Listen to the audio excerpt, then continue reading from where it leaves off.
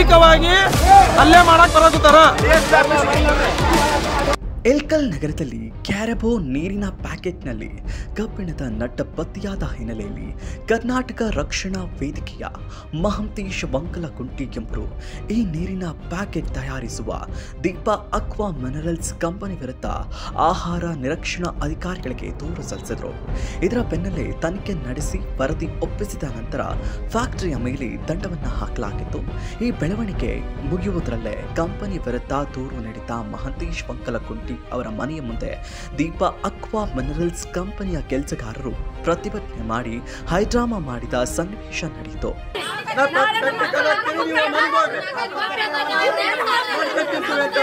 ಈಗ ಒಬ್ರು ತರ್ತೀವಿ ಈಗ ನಿಮ್ಮ ಒಲ್ಕಟ್ಟು ಬಿಸಿಲಂಗ ನೀವು ಹೋಗ್ಬಿಟ್ಟು ಮನೆಗೆ ಕಳಿಸಿದ್ರಿ ಅವರು ಈಗ ಎಷ್ಟು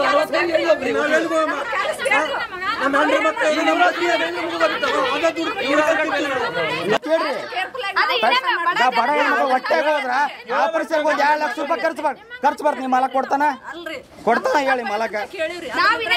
ಅಲ್ಲ ಯಾರ ಒಬ್ಬ ಹೆಣ್ಮಕ್ಳಿಗೆ ಹೊಟ್ಟೆಗೆ ಹೋದ್ರ ಕೊಡ್ತಾನ ನಿಮ್ಮ ಮಾಲಕ. ನಾವ್ ಹೇಳದ್ ಹೇಳ ಒಂದು ನಟ್ಟಿತ್ತಲ್ಲ, ಯಾರು ಹೊಟ್ಟೆಗೆ ಹೋದ್ರ ಬೇರೆ ಹೆಣ್ಮಕ್ಳು ಕೊಡೋದ್ರ ಹೊಟ್ಟೆಗೆ ಹೋಗಿರ್ತಾರ ದುಡ್ಡು ಕೊಡ್ಬೋದು. ತಪ್ಪಲ್ಲ, ಅದಕ್ಕೆ ಪರಿಹಾರ ನಿಮ್ಮ ಮಾಲಕರು ಕೊಡ್ತಿದ್ರ. ಅಲ್ಲ ಅದಕ್ಕೆ ಪರಿಹಾರ ನಿಮ್ಮ ಮಾಲಕರು ಕೊಡ್ತಿದ್ರ ಅವ್ರಿಗೆ. ಅಲ್ಲವೇ ಹಿಂಗ್ ಮಾತಾಡ್ಬಿಡ್ರಿ. ಲೀಗಲ್ ಆಗಿ ಮಾಲಕ್ ಹೊಣೆಗಾರದಕ್ಕ ನೀವ್ ಯಾರು ಹೊಣೆಗಾರಲ್ಲ. ತಪ್ಪು ನಿಮ್ಮಿಂದ ನೀವು ಒಪ್ಕೊಳಕತ್ತೀರಿ ಅಂದ್ರೆ ನಿಮ್ಮಿಂದ ಗೊತ್ತಿಲ್ಲ. ಆದ್ರ ಬರೋದು ಮಾತಾಡ್ತೀಗ ಮಾಲಕ್ರ ಅವ್ರು ಕರೆಯೋದ್ರ ಯಾರು ನೀವು ನೀಡಿದ ದೂರಿನಿಂದ ಸತ್ಯ ನಮ್ಮ ಮಾಲೀಕರು ನಮ್ಮನ್ನ ಕೆಲಸದಿಂದ ತೆಗೆದುಹಾಕಿದ್ದಾರೆ. ನಿಮ್ಮಿಂದ ನಮ್ಮ ಕೆಲಸ ಹೋಗಿದೆ, ನೀವೇ ನಮಗೆ ಕೆಲಸ ನೀಡಬೇಕು ಎಂದು ಮನೆಯ ಮುಂದೆಯೇ ಪ್ರತಿಭಟನೆ ಮುಂದಾಗಿದ್ರು. ಇದರಿಂದ ಕೋಪಗೊಂಡ ಮಹಂತೇಶ್ ವಂಕಲಕುಂಟಿ ಮತ್ತು ಕರವೇ ಕಾರ್ಯಕರ್ತರು ಪೊಲೀಸ್ ಠಾಣೆಯ ಮೊರೆಯನ್ನ ಹೋಗಿದ್ರು. ಸ್ಟೇಷನ್ಗೆ ಹೋಗಿ ಕಂಪ್ಲೇಂಟ್ ಮಾಡಕ್ ಹೊಂಟಿರಿ. ನಮ್ಮ ಮೇಲೆ ದೈಹಿಕವಾಗಿ ಹಲ್ಲೆ ಮಾಡಕ್ ಬರಕತ್ತಾರ.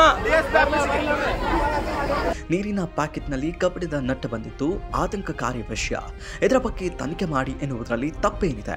ಕಂಪನಿ ಮಾಲೀಕರು ಕೆಲಸದಿಂದ ತೆಗೆದು ಹಾಕಿದರೆ ಅವರನ್ನೇ ಕೇಳಿ, ಅಥವಾ ಕಂಪನಿ ಮಾಲೀಕರೇ ಮನೆಯ ಮುಂದೆ ಪ್ರತಿಭಟನೆ ಮಾಡಲು ಕುಮ್ಮಕ್ಕು ನೀಡಿದ್ದಾರಾ? ಏಕೆಂದರೆ ಕಂಪನಿಯ ಗಾಡಿಯಲ್ಲೇ ಬಂದು ಪ್ರತಿಭಟನೆ ಮಾಡಿರುವ ಕೆಲಸಗಾರರು ಕೆಲಸದಿಂದ ತೆಗೆದು ಹಾಕಿದ್ದಾರೆ.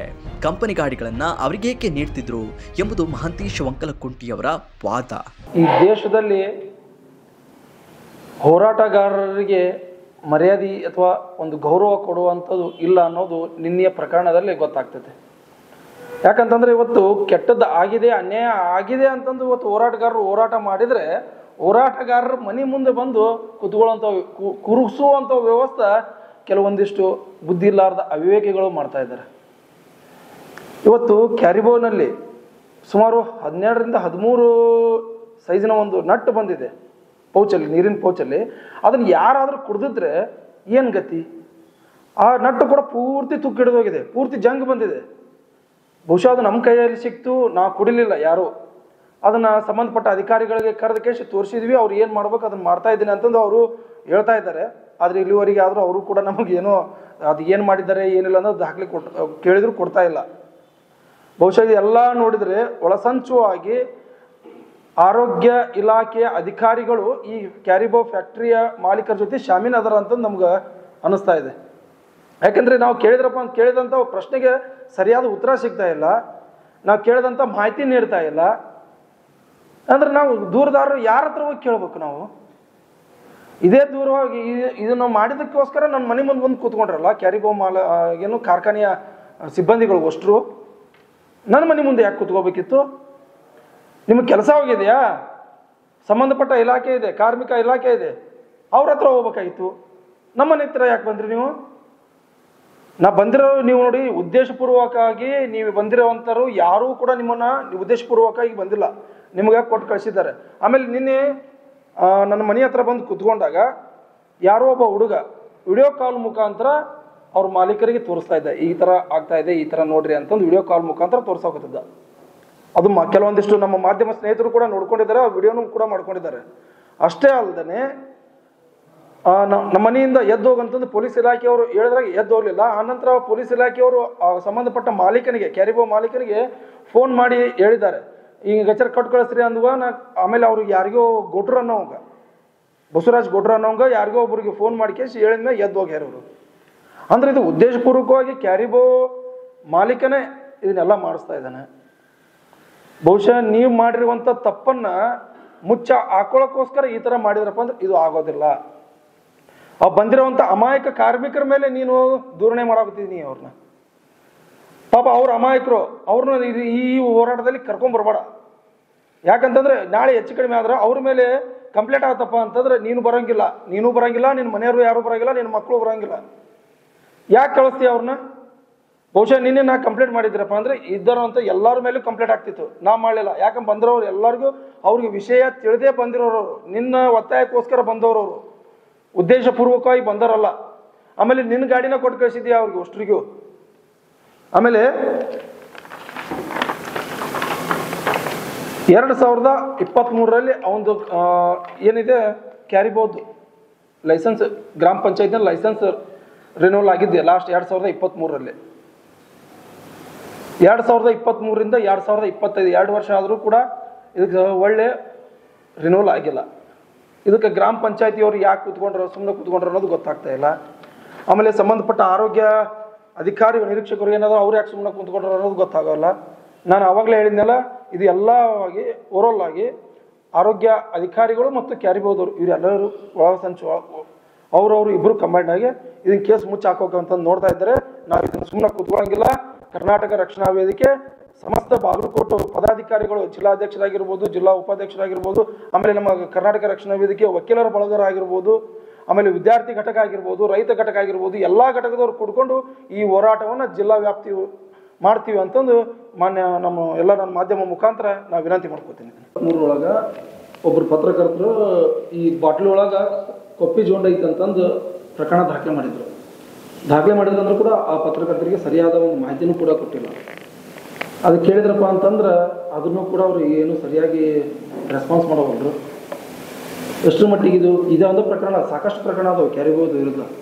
ಅಷ್ಟೇ ಅಲ್ಲದ ನಿನ್ನೆ ಒಂದು ವಿಡಿಯೋ ಪ್ಲೇ ಮಾಡ್ತೀನಿ. ಇಲ್ಲಿ ಒಬ್ಬವನ್ನ ಹೇಳ್ತಾನೆ, ಸತ್ರಪ್ಪ ಒಬ್ಬ ಸಾಯ್ತಿದ್ದ ಕುಡಿದು ಕೇಸಿ, ಅದನ್ನ ಯಾಕೆ ನೀವು ಹೋರಾಟ ಮಾಡಕ್ ಹೋಗ್ತೀರಿ ಅಂತ ಕೇಳ್ತಾನೆ.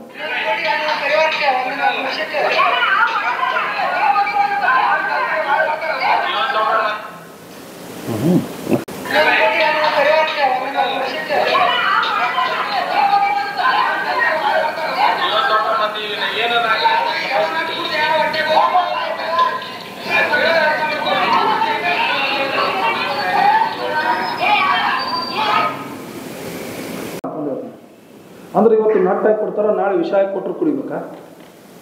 ಜೀವ ಉಳಿಸುವಂತಹ ಜಲ ಜೀವಕ್ಕೆ ಕಂಟಕ ಆದ್ರೆ ಹಂಗೆ. ಅದಕ್ಕೆ ಇದಕ್ಕೊಂದು ಸರಳವಾಗಿ ಒಂದು ಹೆಸರಿಟ್ಟಿದೆ, ಒಂದು ನಟ್ಟಿನ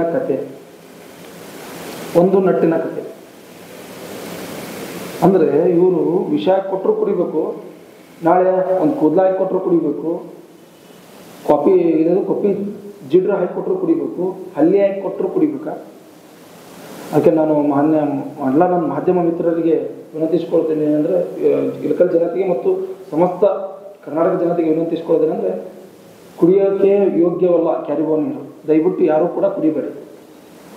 ನೀವು ಕುಡಿದ್ರಪ್ಪ ನಿಮ್ಮ ಜೀವಕ್ಕೆ ಯಾರೂ ಕೂಡ ಗ್ಯಾರಂಟಿ ಇಲ್ಲ. ಹಾಗಾಗಿ ಕ್ಯಾರಿಬೋ ನೀರನ್ನು ಕುಡಿಯೋ ಮುನ್ನ ಎಚ್ಚರ.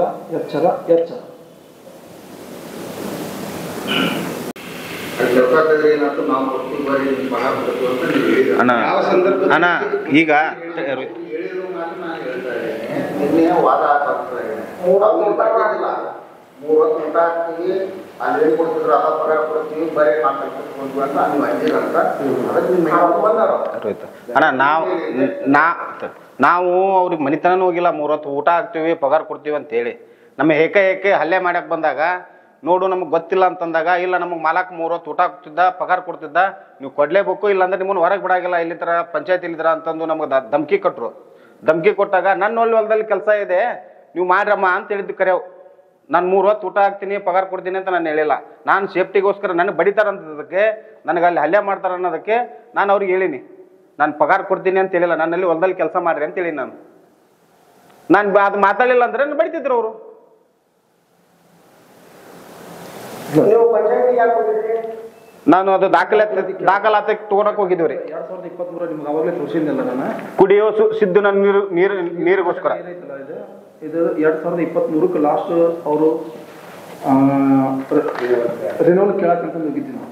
2023ಕ್ಕೆ ಲಾಸ್ಟ್ ಆಗಿದೆ, ಕೊನೆಯದಾಗಿದೆ. 2025 ತನಕ ಇನ್ನೂ 2 ವರ್ಷದ್ದು ಅವ್ರು ಮಾಡಿಸಿಲ್ಲ.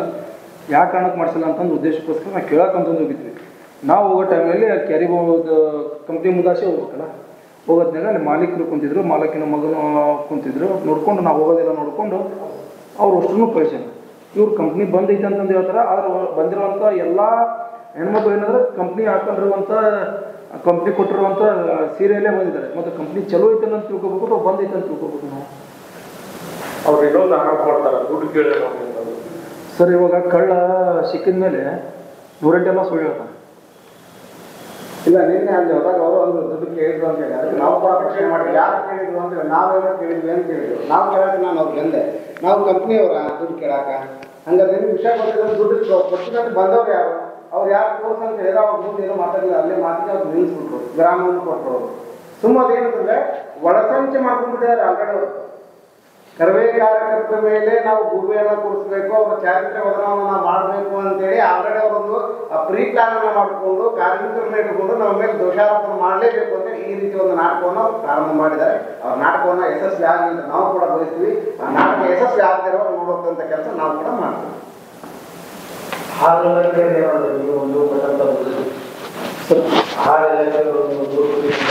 ಅವ್ರ ಕಡೆಯಿಂದ ನಾ ಇದೇ ಅವ್ರ ಹತ್ರನೂ ಮಾತಾಡಿದೆ. ಅವ್ರು ಸರಿಯಾದ ಅವ್ರ ಕಡೆಯಿಂದ ಮಾಹಿತಿ ಸಿಗ್ತಾ ಇದೆ. ಈಗ ಒಂದು ಕೇಸ್ ಆಗಿದೆ ಸರ್, ಅವರು ಏನೋ ಹೈಜೆನಿಕ್ ಕೇಸ್ ಮಾಡಿದ್ರೆ ಆಮೇಲೆ ಈಗ ಮೊನ್ನೆ ಎಷ್ಟು ಸರ್ ಅದು 13 ಅಲ್ಲ ನಾವು ನಿನ್ನೆ ಮೊನ್ನೆ ಕಂಪ್ನಿಯವ್ರನ್ನ ಕರೆಸಿ ಮಾತಾಡ್ತಿದ್ದಾರೆ. ಹೈಜೆನಿಕ್ ಕೇಸ್ ಮಾಡಿದ್ರೆ ಕೋರ್ಟಲ್ಲಿ ನಮ್ದು ತಪ್ಪಾಗಿದೆ ಅಂತ ಕಂಪ್ನಿಯವರು ಕೂಡ ಒಪ್ಕೊಂಡಿದ್ದಾರೆ. ಅಂದ್ರೆ ನೆಕ್ಸ್ಟ್ ಬರೋ 24 ನೆಕ್ಸ್ಟ್ ಹೈರಿಂಗ್ ಅಂತ ಹೇಳಿ ಕಳಿಸಿದ್ರು ಅವರು ಡಿಪಾರ್ಟ್ಮೆಂಟ್ನವರು.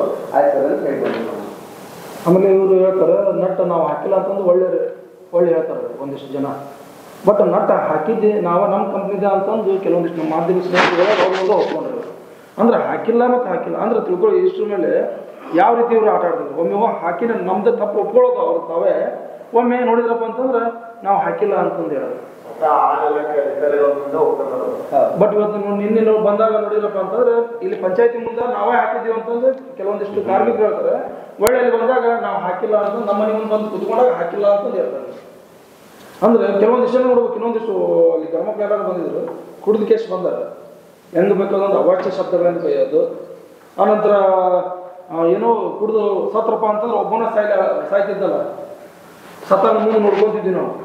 ಅಲ್ಲ ಇವಾಗ ಸಿಕ್ಕಿರುವಂಥ ಪುರುಷ ಅಕ್ಕಪಕ್ಕ ಸ್ಕೂಲ್ಗಳಿವೆ, ಕಾಲೇಜ್ ಐತಿ. ಆ ಮಕ್ಕಳು ಹೊಟ್ಟೆಯಲ್ಲಿ ಹೋದ್ರಪ್ಪ ಅಂತಂದ್ರೆ ಪರಿಸ್ಥಿತಿ ಏನು? ಇವ್ರೇನು ಅದಕ್ಕೆ ಏನಾದರೂ ಮಾಡ್ತಾರ? ಅದು ಹೋಗಿದ್ರೆ ನಾವು ವಿಚಾರ ಮಾಡ್ತೀವಿ ಉದ್ಯೋಗ ಮುಂದೆ ಅಂತ ಒಂದು ಲೇವಡಿ ಮಾತಾಡ್ತಾರೆ ಇವರು. ಅಂದ್ರೆ ಇನ್ನೊಬ್ಬರ ಪ್ರಾಣದ ಬಗ್ಗೆ ಇವರಿಗೆ ಕಾಳಜಿ ಇಲ್ಲ. ಕಾಳಜಿ ಇಲ್ಲಾರ್ದಂಥ ನೀರು ನಮಗೂ ಬೇಡ. ಹಾಗಾಗಿ ಮಗದೊಮ್ಮೆ ಹೇಳ್ತೀನಿ ನಾನು, ಕ್ಯಾರಿಗೋ ನೀರು ಕುಡಿಯೋಕ್ಕೆ ಯೋಗ್ಯವಿಲ್ಲ. ದಯವಿಟ್ಟು ಯಾರು ಕೂಡ ನೀರು ಕುಡಿಯಬೇಕು. ನೀರಿನ ಬಗ್ಗೆ ಕಾಳಜಿ ಆಹಾರ ಇಲಾಖೆಯವ್ರು ಹೇಳ್ತಾರೆ ನಾವು ಹಿಂದೆನೂ ಕೂಡ ನೀರಿನ ಪರೀಕ್ಷೆನ ಮಾಡ್ತೀವಿ, ನೀರು ಚೆನ್ನಾಗಿದೆ ಅಂತ ಹೇಳಿದ್ರು ಅವರು ನಾವು ಹೋದಾಗ. ಹೌದು ಸರ್, ಚೆನ್ನಾಗಿದೆ.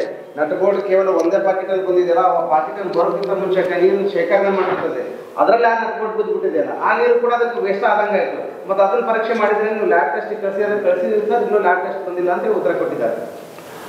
ಲ್ಯಾಬ್ ಟೆಸ್ಟ್ 15 ದಿವಸ ಆಹಾರ ಇಲಾಖೆದವರು ಹುಣಗುಂದ ತಾಲೂಕು ಅದು ಕಾಕತಾಳಿ ಅನ್ಬೇಕು ಏನು ಅನ್ಬೇಕು ಅದು ಗೊತ್ತಿಲ್ಲ. ಈಗ ಹೌದೌದು ನಿಜ.